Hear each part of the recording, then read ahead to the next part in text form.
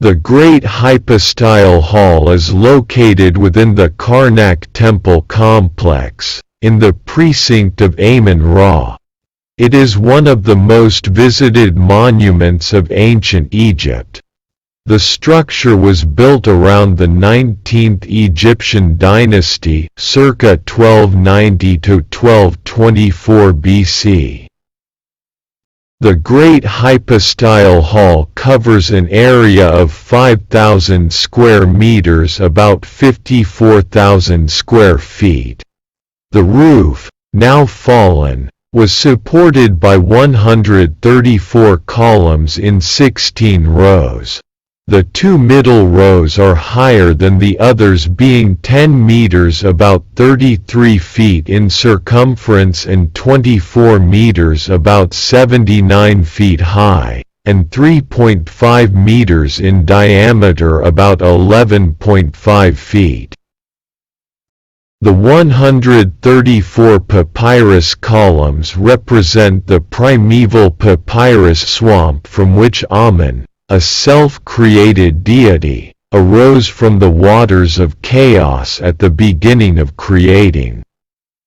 The hall was not constructed by Horemheb, or Amenhotep III as earlier scholars had thought, but was built entirely by Seti I, who engraved the northern wing of the hall with inscriptions. Decoration of the southern wing was completed by the 19th dynasty King Ramesses II.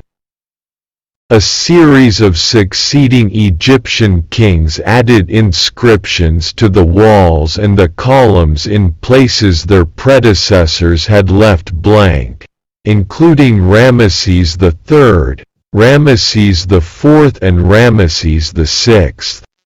The northern side of the hall is decorated in raised relief, and was mainly Seti I's work.